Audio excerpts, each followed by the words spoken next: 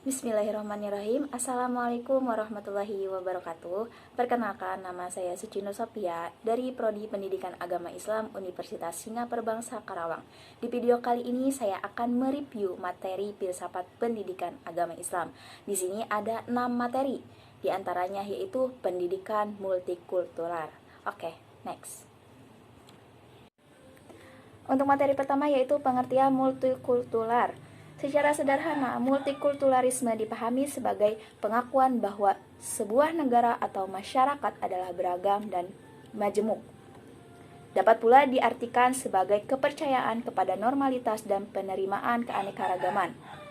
Pengertian multikulturalisme setidaknya mengandung 2 pengertian yang sangat kompleks, yaitu yang pertama, multi, yang artinya plural, sedangkan kulturalisme berisi pengertian kultur atau budaya.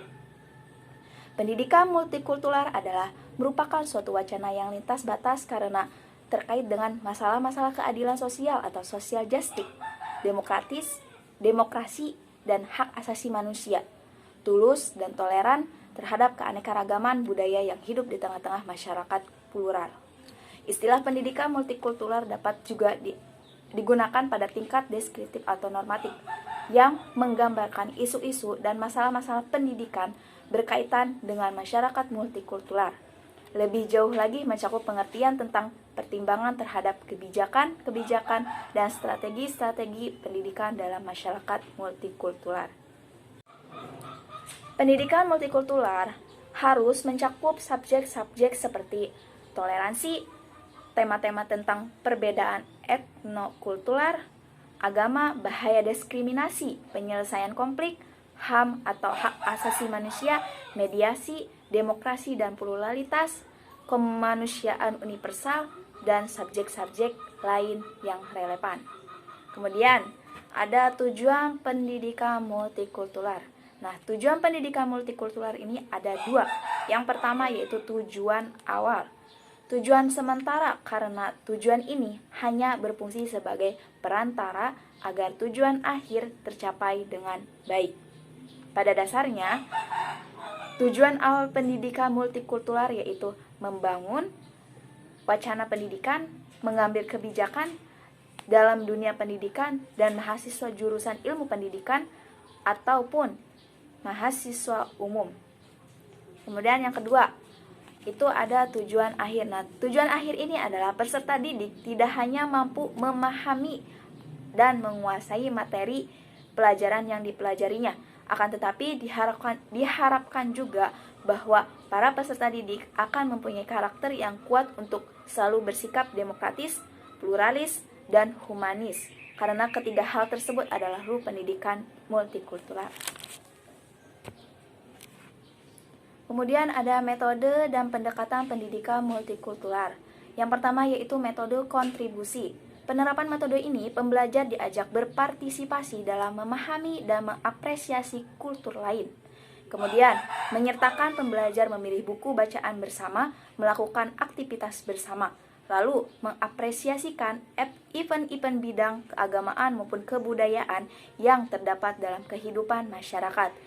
Kemudian yang terakhir, namun metode ini memiliki banyak keterbatasan karena bersifat individual dan perayaan terlihat sebagai sebuah tambahan yang kenyataannya tidak penting pada wilayah subjek inti. Kemudian yang kedua ada metode pengayaan. Nah, metode pengayaan ini memperkaya kurikulum dengan literatur dari atau tentang masyarakat yang berbeda kultur atau agamanya. Misalnya, dengan mengajak pembelajar untuk menilai atau menguji dan kemudian mengapresiasikan cara pandang masyarakat, tetapi pembelajar tidak mengubah pemahamannya tentang hal itu seperti pernikahan dan lain-lain. Kemudian metode ini juga menghadapi problem sama halnya metode kontributif, yakni materi yang dikaji biasanya selalu berdasarkan pada perseptik sejarawan yang mainstream, peristiwa, konsep, gagasan, dan isu disuguhkan dari perseptif yang dominan. Kemudian ada metode transformatif. Nah, metode transformatif ini berbeda dari 2 metode sebelumnya. yaitu metode ini memerlukan pemasukan preseptif-preseptif, kerangka-kerangka referensi, dan gagasan-gagasan yang akan memperluas pemahaman pembelajaran tentang sebuah ide. Oke, materi yang kedua yaitu pemikiran pendidikan menurut Ibnu Khaldun. Nah, yang pertama yaitu ada biografi Ibnu Khaldun. Ibnu Khaldun memiliki nama lengkap Abdurrahman Abu Zaid Waliyuddin bin Muhammad bin Hasan bin Muhammad bin Jabir bin Muhammad bin Ibrahim bin Abdirrahman bin Khalid bin Utsman. Nama aslinya adalah Abdurrahman, sementara nama keluarganya Abu Zaid dan gelarnya Waliyuddin. Ia lebih dikenal dengan nama Ibnu Khaldun atau Ali Abdul Wahid.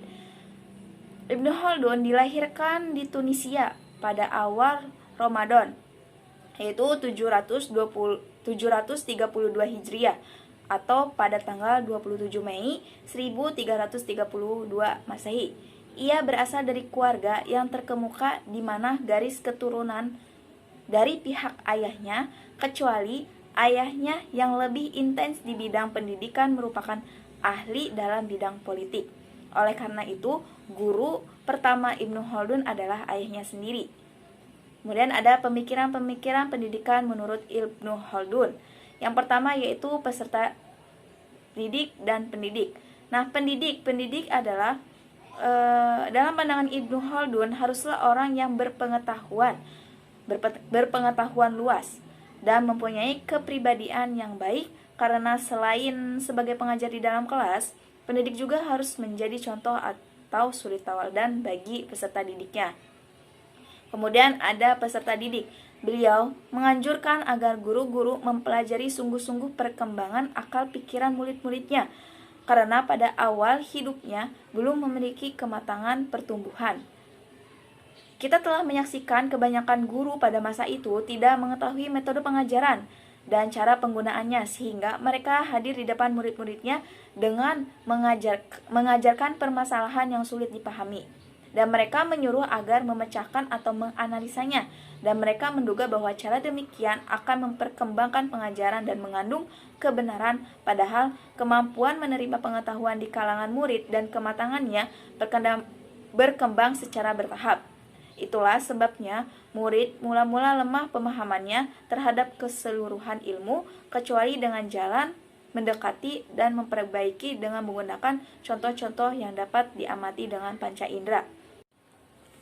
Untuk materi yang ketiga yaitu pemikiran pendidikan menurut Muhammad Abduh.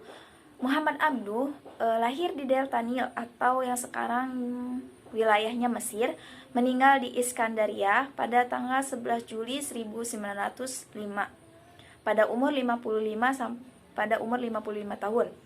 Adalah seorang pemikir muslim dari Mesir dan salah satu penggagas gerakan modernisme. Ia belajar tentang filsafat dan logika di Universitas Al-Azhar Kairo dan juga murid dari Jamaluddin Al-Afghani, seorang filsuf dan pembaru yang mengusung gerakan pan-islamisme untuk menentang penjajahan Eropa di negara-negara Asia dan Afrika. Muhammad Abduh diasingkan dari Mesir selama 6 tahun sejak 1882 karena keterlibatan dalam pemberontakan Urabi. Di Lebanon, Muhammad Abduh sempat giat dalam mengembangkan sistem pendidikan Islam. Pada tahun 1884, ia pindah ke Paris dan bersalam Al-Afghani menerbitkan jurnal Islam yaitu Time Farmers Born. Salah satu karya Abduh yang terkenal adalah berjudul Risalah At-Tauhid yang diterbitkan pada tahun 1897. Kemudian ada pemikiran Muhammad Abduh tentang pendidikan. Pemikiran Abduh tentang pendidikan dinilai sebagai awal kebangkitan umat Islam di awal abad ke-19. Pemikiran Muhammad Abduh yang disebarluaskan melalui tulisannya di majalah Al-Manar dan Al-Urwat Al-Wusqa menjadi rujukan para tokoh pembaharuan dalam dunia Islam, sehingga di berbagai dunia Islam muncul gagasan mendirikan sekolah-sekolah dengan menggunakan kurikulum yang dirintis oleh Abduh. Pendapat Muhammad Abduh terhadap Mesir sendiri mendapat sambutan dari sejumlah tokoh pembaharu. Menurut Abduh, tujuan pendidikan adalah untuk membentuk kepribadian, moral agama, yang dengannya diharapkan mampu menumbuhkan sikap politik, sikap sosial, jiwa gotong royong, dan semangat ekonomis.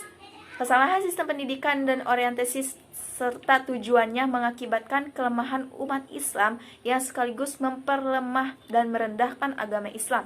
Walaupun pemikiran mencakup berbagai segi, namun bila diteliti dalam menggagas ide-ide pembaharuan, Abduh lebih menitik beratkan pada bidang pendidikan.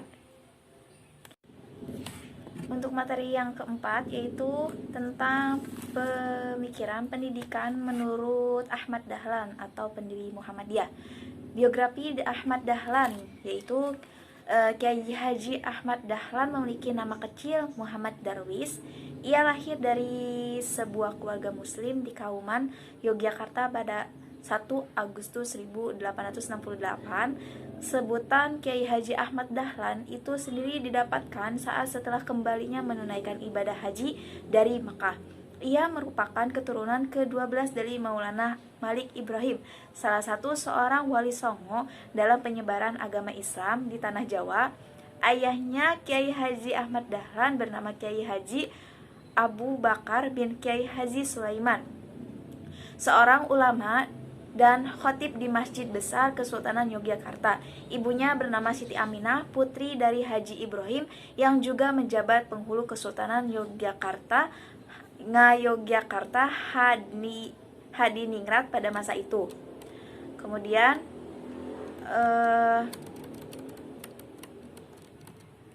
Kiai Haji Ahmad Dahlan meninggal pada tanggal 23 Februari 1923 atau bertepatan pada tanggal 7 Rajab 1340 Hijriah di Kauman, Yogyakarta dalam usia 55 tahun.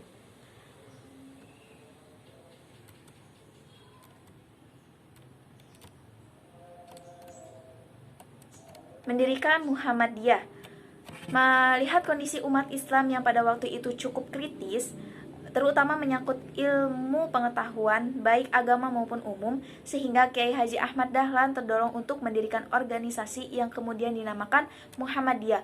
Organisasi ini berdiri pada tanggal 8 Zulhijjah 1330 Hijriah. Ada beberapa latar belakang Kiai Haji Ahmad Dahlan dalam mendirikan perkumpulan Muhammadiyah, yaitu yang pertama, umat Islam tidak memegang tuntunan Al-Quran dan hadis Nabi sehingga menyebabkan perbuatan syirik, bid'ah, dan khurafat makin merajalela serta mencermarkan kemurnian ajarannya. Yang kedua yaitu keadaan umat Islam sangat menyedihkan sebagai akibat penjajahan. Kegagalan institusi pendidikan Islam untuk memenuhi tuntunan zaman akibat dari mengisolasi diri. Kemudian yang keempat, persatuan kesatuan umat Islam menurun sebagai akibat lebahnya organisasi Islam yang ada. Kemudian yang kelima, munculnya tantangan dari kegiatan misi dan jending yang dianggap mengancam masa depan umat Islam. Untuk materi kelima yaitu tentang pemikiran pendidikan Hasyim Asy'ari atau Nahdlatul Ulama. Urgensi pendidikan menurut Kiai Haji Hasyim Asy'ari paling tidak dapat dua kualifikasi. Yang pertama yaitu arti penting pendidikan adalah untuk mempertahankan predikat makhluk paling mulia yang diletakkan pada manusia itu.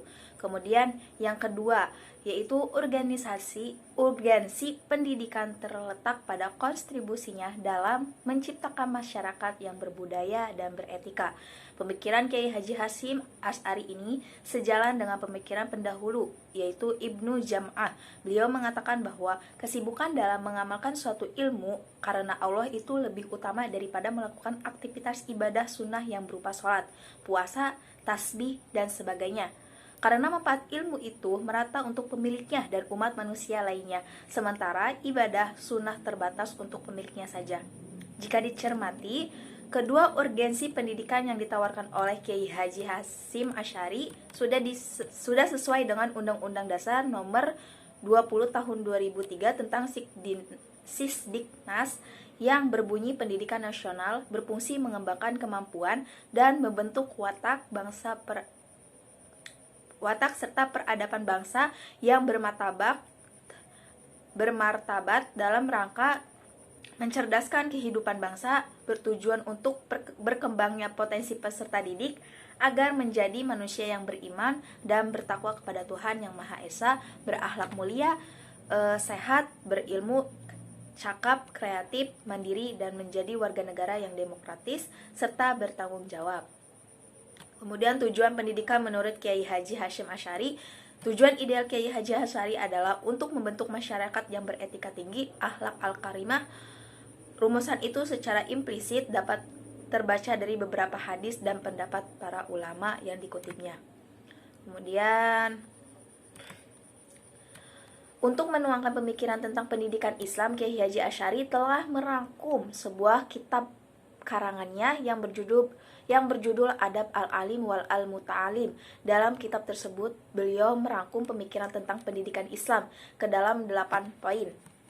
Nah, yang pertama itu keutamaan ilmu dan keutamaan belajar. Yang kedua, etika yang harus diperhatikan dalam belajar mengajar. Ketiga, etika seorang murid kepada guru. Keempat, etika seorang murid terhadap pelajaran dan hal-hal yang harus dipedomi berasama guru. Etika yang harus dipedomi seorang guru, etika guru ketika dan akan mengajar, etika guru terhadap murid-muridnya, etika terhadap buku, alat untuk memperoleh pelajaran, dan hal-hal yang berkaitan dengannya.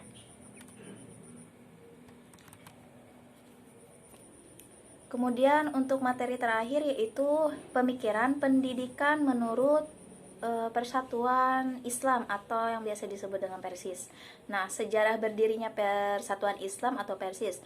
Persatuan Islam didirikan di Bandung pada tanggal 12 September 1923. Persatuan Islam ini berdiri ketika di daerah-daerah lain itu telah mengadakan pembaharuan di dalam agama, dan di Bandung ini terlihat agak lambat di dalam mulai pembaharuan dibandingkan dengan daerah-daerah lainnya.